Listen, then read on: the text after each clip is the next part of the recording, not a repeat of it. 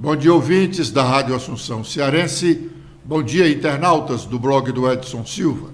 Estamos começando agora o nosso programa, o blog do Edson Silva, na Rádio Assunção Cearense. O ano político nacional vai ser das CPIs. O presidente da Câmara, deputado Arthur Lira, ontem anunciou a criação de 3 comissões parlamentares de inquéritos. Antes, até como nós registramos ontem aqui neste programa, a previsão era de que seriam apenas 2 CPIs na Câmara dos Deputados. No caso, a das Americanas e do MST. Mas o presidente da Câmara, o Arthur Lira, ontem acrescentou uma outra, a CPI da manipulação dos jogos de futebol. Vamos ouvir o que ele disse ao anunciar as CPIs. Satisfeitos os requisitos do artigo 35, caput do parágrafo 4º do Regimento Interno para o requerimento da instituição de CPI número 1 de 2023, do senhor André Fufuca e outros, esta presidência dá conhecimento ao plenário da criação da Comissão Parlamentar de Inquérito destinada a investigar as inconsistências da ordem de 20 bilhões de reais detectadas em lançamentos contábeis da empresa Americanas S.A., realizados no exercício 2022 e em exercícios anteriores. A comissão será composta de 27 membros titulares e igual número de suplentes, designados de acordo com o parágrafo 1º do artigo 33, combinado com o parágrafo 5º do artigo 35, ambos do Regimento Interno. Brasília, 26 de abril de 2023. Ato da mesa, satisfeitos os requisitos do artigo 35, caput do parágrafo 4º do Regimento Interno do requerimento de instituição de CPI número 2, de 2023, do senhor Felipe Carreiras e outros, esta presidência dá conhecimento ao plenário da criação da Comissão Parlamentar de Inquérito destinada a investigar esquemas de manipulação de resultados em partidas de futebol profissional do Brasil. A comissão será composta de 34 membros titulares de igual número de suplentes designados de acordo com o parágrafo 1º do artigo 33, combinado com o parágrafo 5º do artigo 35, ambos do Regimento Interno, Brasília, 26 de abril de 2023. Por fim, satisfeitos os requisitos do artigo 35, caput do parágrafo 4º do Regimento Interno, para o requerimento de instituição de CPI número 3 de 2023, do senhor Tenente-Coronel Zuco e outros, esta presidência dá conhecimento ao plenário da criação da Comissão Parlamentar de Inquérito destinada a investigar a atuação do Grupo Movimento dos Trabalhadores Sem Terra, do seu real propósito, assim como de seus financiadores. A comissão será composta de 27 membros titulares, igual número de suplentes, designados de acordo com o parágrafo 1º do artigo 33, combinado com o parágrafo 5º do artigo 35, ambos do Regimento Interno. Brasília, 26 de abril de 23.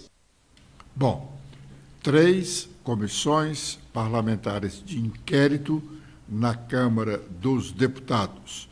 Vai envolver diretamente ao menos 60, ou mais de 60 deputados envolvidos com essas 3 CPIs. Temos mais 16 deputados que vão integrar a CPMI, Comissão Parlamentar Mista de Inquérito.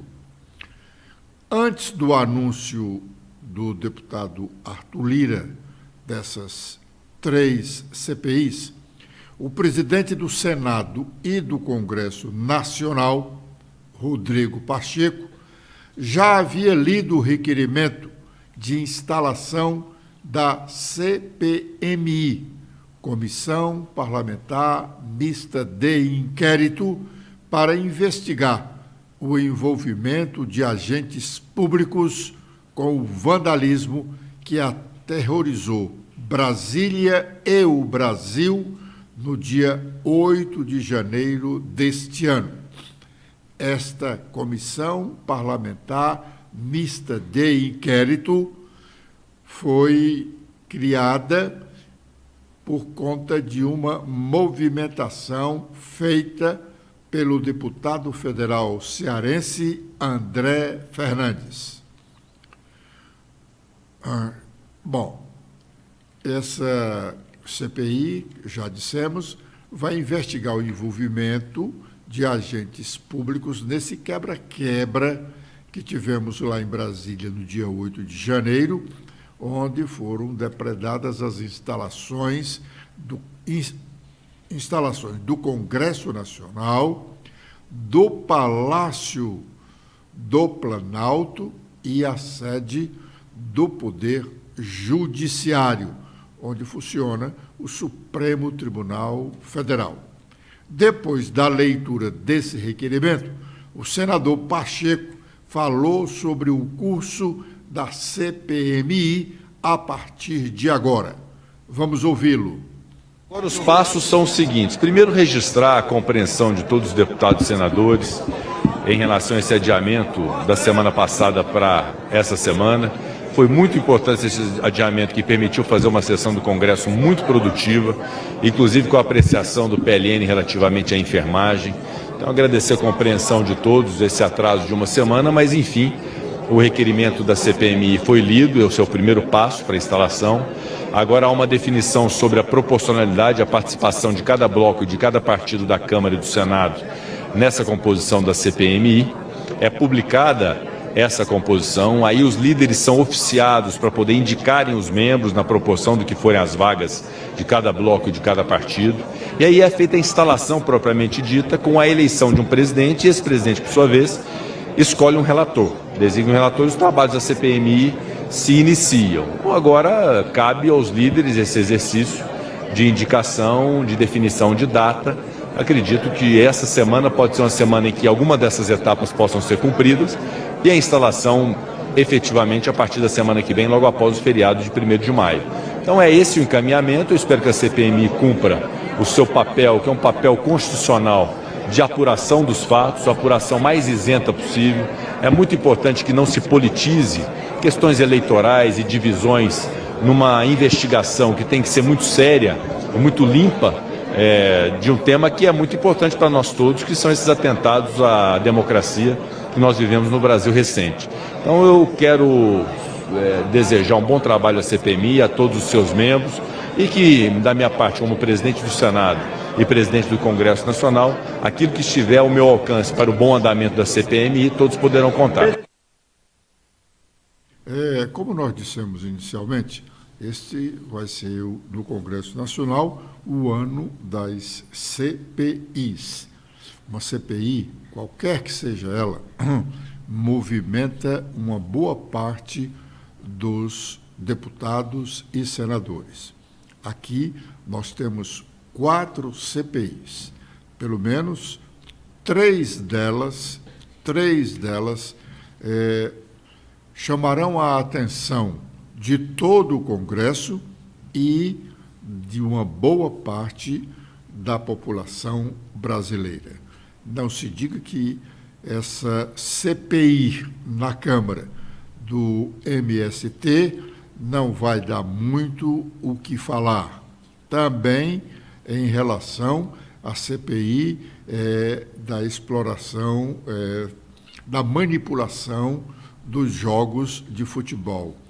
As torcidas dos vários times brasileiros, elas são muito atuantes e todas elas vão estar interessadas nessa investigação. Ultimamente, tem se falado muito em manipulação de jogos. E, sobretudo, essa CPMI mista, que envolve deputados e senadores, 16 deputados e 16 senadores. Essa é eminentemente política. Todas as CPIs têm o seu viés político. A investigação que faz o Congresso Nacional, os legislativos, de um modo geral, todas essas investigações têm um cunho eminentemente político. Mas essa CPMI, ela chama mais atenção do que todas as demais. Tanto que já há uma disputa muito grande, tanto na Câmara quanto no Senado, sobre a indicação dos integrantes dessa comissão parlamentar mista de inquérito. Serão apenas 16 deputados e 16 senadores. Já começa, além do interesse individual de uma boa parte de deputados e senadores, também há um interesse político. E aí, o maior é envolvendo o presidente da Câmara, Arthur Lira, e o senador Renan Calheiro, apontado como um dos integrantes dessa CPI, com possibilidade de ser o presidente ou o relator, porque uma dessas duas posições será do Senado Federal. Se o entendimento for para que a Câmara fique com a presidência da Comissão Parlamentar Mista de Inquérito, aí o Senado ficará com a relatoria. Como compete ao MDB do Senado indicar um dos nomes dessa Comissão Parlamentar Mista de Inquérito, o nome mais cotado atualmente é o do senador Renan Calheiros, até porque confronta com o presidente da Câmara dos Deputados, embora este não possa participar da CPI, nem da CPMI. O presidente da Câmara não pode ter assento em nenhuma dessas comissões de investigação.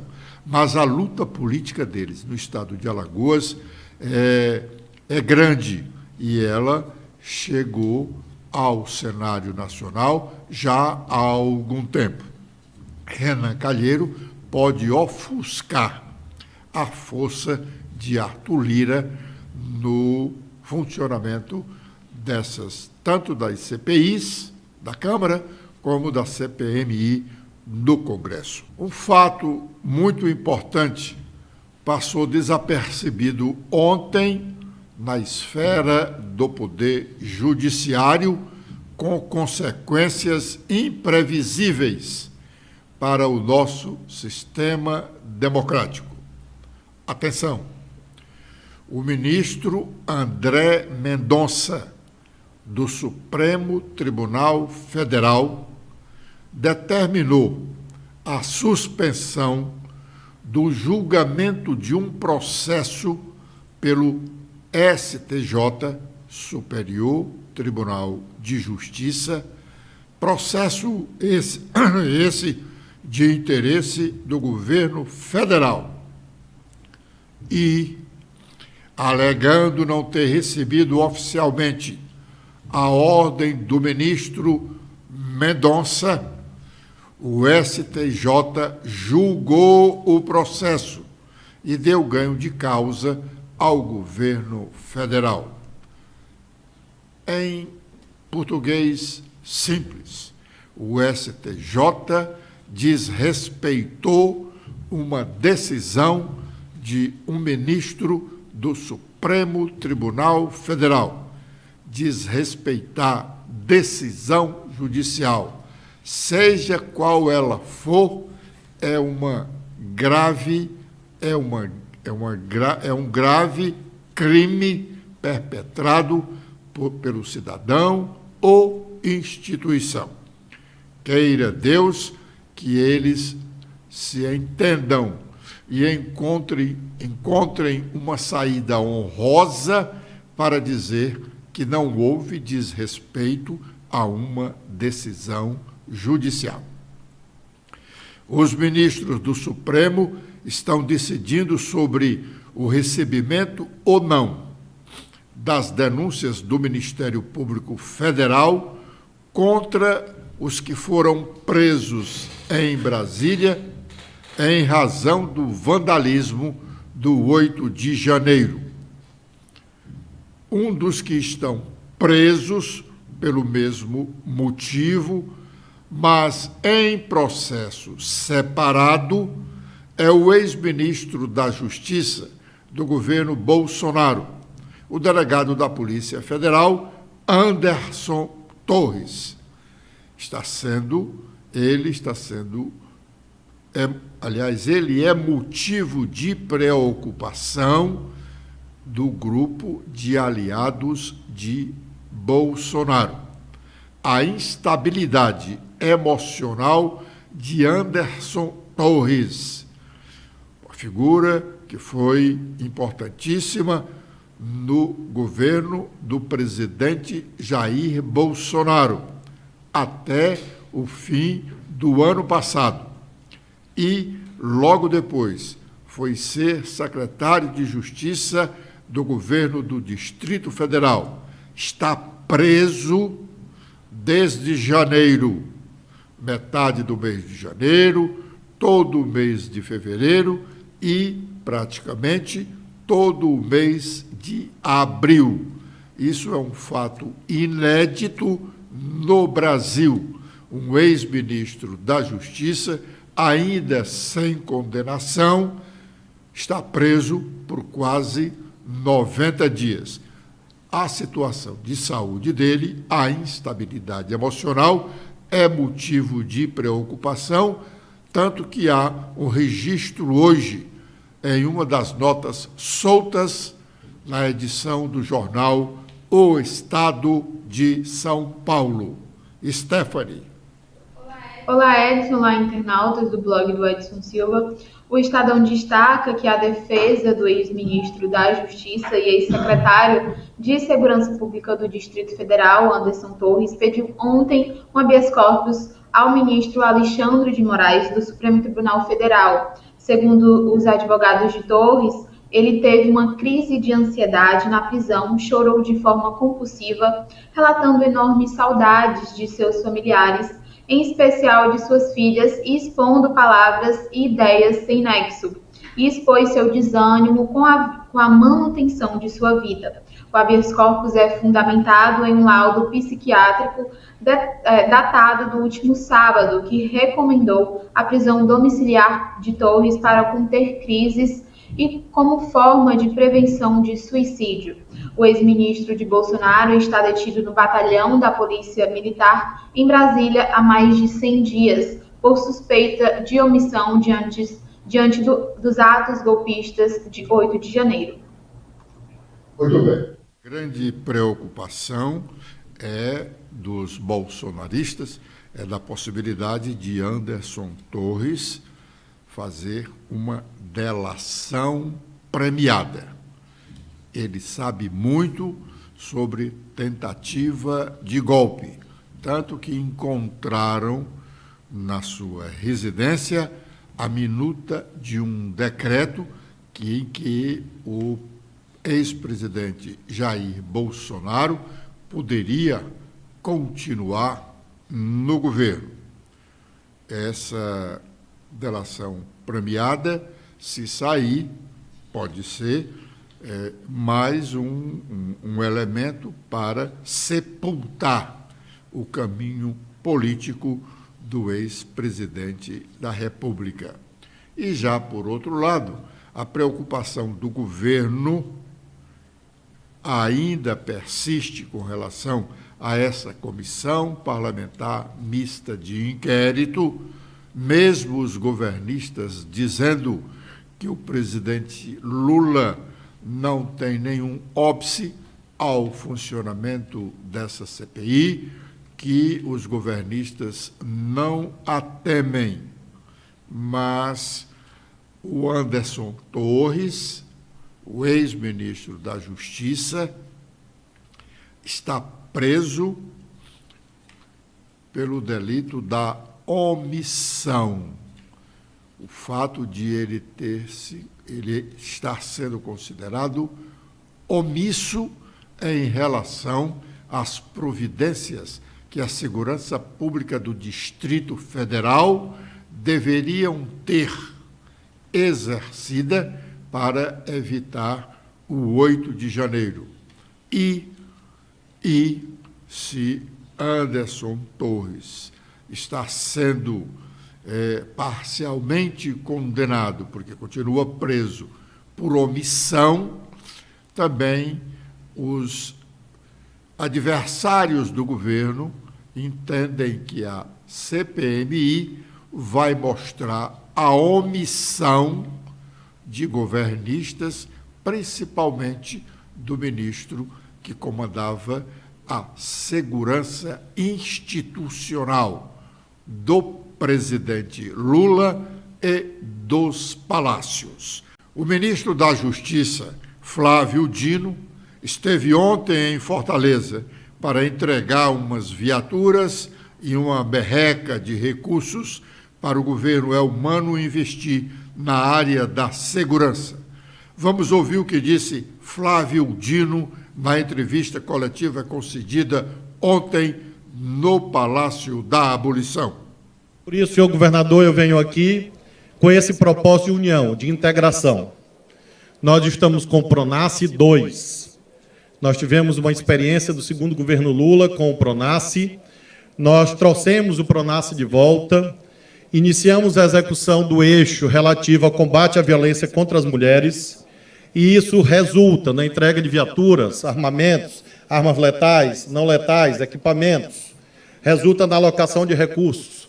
Resultará na Bolsa Formação para, inclusive, aqueles profissionais das delegacias da mulher e das patrulhas Maria da Penha. Mas resulta, sobretudo, nessa articulação para que haja mais equipamentos, mais portas abertas. E o senhor governador pediu a nossa ajuda. O ministro da Justiça teve uma estadia rápida no Ceará. Agora é o momento de sabermos quais as nossas manchetes, locais e nacionais. Letícia.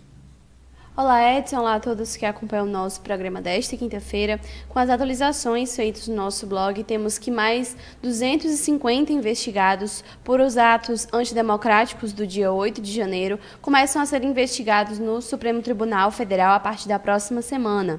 Esse será o terceiro grupo de manifestantes que a Corte analisará. Por determinação da Justiça brasileira, o Telegram é suspenso temporariamente aqui do país. A decisão do juiz Wellington Lopes da Silva, da Primeira Vara Federal de Linhares, foi proferida após o aplicativo não fornecer informações solicitadas a respeito de um grupo neonazista atuante neste aplicativo. Após decisão do Superior Tribunal de Justiça, o ministro da Fazenda descarta enviar medida provisória para arrecadar 90 bilhões de reais. Fernando Haddad elogiou a decisão do Superior sobre os benefícios aos estados. Com o resultado, não será mais necessário alterar essa legislação. O Congresso Nacional aprova o projeto que garante crédito especial para o pagamento do piso da enfermagem. Ao todo, 867 mil profissionais serão beneficiados. A nova Lei 14.434, de 2022, define que o piso salarial dos enfermeiros será de R$ 4.750. Os técnicos de enfermagem deverão receber 70% desse valor e os auxiliares e parteiras 50%. Com os destaques nacionais, iniciando pelo Estadão, temos em principal manchete sobre impostos de empresas. MP para pôr fim a benefício à empresa pode correr em paralelo ao julgamento no Supremo Tribunal Federal. O governo obteve vitória no Superior Tribunal de Justiça, mas os efeitos da decisão foram suspensos por André Mendonça. Também tenho sobre freio cortado e armazém clandestino, sobre a criminalidade em São Paulo. E com os destaques do Globo, temos aqui principal manchete sobre busca na aprovação na Câmara Federal. O relator da PL das fake news faz últimos ajustes no texto. Com os destaques da Folha, temos que a CPI do dia 8 é criada sem espaço de comando para o PT de Lula e o PL de Bolsonaro. Câmara Municipal de Fortaleza, o vereador Dr. Vicente, médico, reclamou por conta do descaso da saúde pública ao citar exemplos de pessoas com complicações cardiológicas não ter o atendimento necessário e com a rapidez que a situação exige. Ouçamos o que disse o vereador. Fechada, e as pessoas reivindicam que esta emergência retorne novamente, porque as pessoas querem ser atendidas e uma emergência a menos, né? Aí a multidão é grande nos outros locais. Também lá se debateu sobre o posto de saúde. O posto de saúde do José Walter é um posto que está com muitas dificuldades, precisa de médico. Teve pessoas que levavam lá papel que marcaram atendimento para o cardiologista em março do ano passado e não conseguiu. O ex-vereador Mário Maia me mostrou lá um papel papel de marcação de consulta. Ele foi marcar para um cardiologista pelo SUS, só vai ser atendido foi no ano passado, disse que vai ser atendido em outubro deste ano. É um absurdo o que está acontecendo com a nossa população. Isso eu não aceito e nós, brasileiros, também não aceitamos.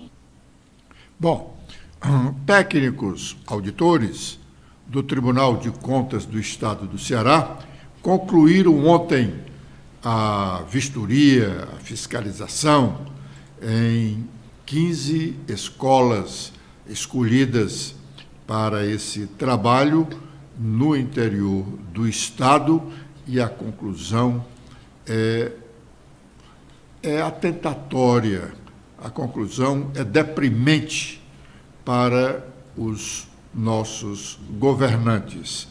É evidente que 15 escolas é muito pouco, mas é a amostragem que os técnicos entenderam seria o suficiente para ter um diagnóstico do que é a educação, como os nossos gestores estão tratando os próprios da educação.